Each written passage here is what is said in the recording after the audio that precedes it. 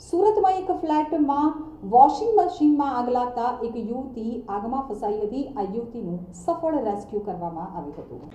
સુરતમાં નાનપુરા વિસ્તારમાં આવેલા એક અપાર્ટમેન્ટના છઠ્ઠા માળે ફ્લેટમાં આગ લાગતા અફરાતફરીનો માહોલ સર્જાઈ ગયો હતો। તો ફ્લેટમાં આગ લાગી ત્યારે એક લંડનથી આવેલી યુવતી હાજર હતી। આગના પગલે બચવા માટે બારીમાંથી બહાર નીકળી એસીના કમ્પ્રેસર ઉપર ઊભી રહી ગઈ હતી અને બચાવો બચાવોની બૂમો પાડી રહી હતી। ફાયર વિભાગને જાણ થતાં ઘટનાસ્થળે પહોંચી યુવતીનું રેસ્ક્યુ કર્યું હતું। આ સાથે જ પોણો કલાકની જહેમત બાદ આગ ઉપર કાબુ મેળવી લીધો હતો। તો મળતી માહિતી પ્રમાણે નાનપુરા વિસ્તારમાં નાવડીઓવાળા રામજી મંદિર પાસે પ્રિયા અપાર્ટમેન્ટ આવેલું છે, જ્યાં છઠ્ઠા માળે મુર્તુજા સમીવાલા રહે છે। થોડા દિવસ પહેલા લંડન રહેતી 22 વર્ષીય અહમદુલ્લા મુકાદમ મુર્તુજાના ઘરે આવી હતી।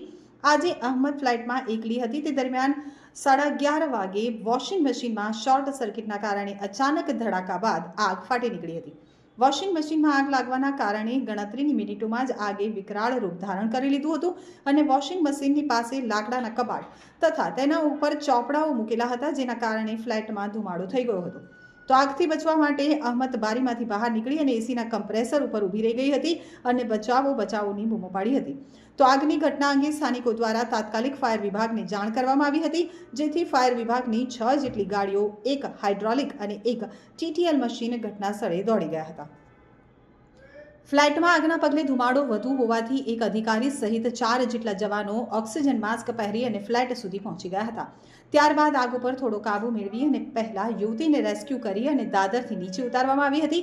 પોણો કલાકની જહેમત બાદ ફાયર વિભાગ દ્વારા આગ ઉપર કાબુ મેળવી લેવામાં આવ્યો હતો।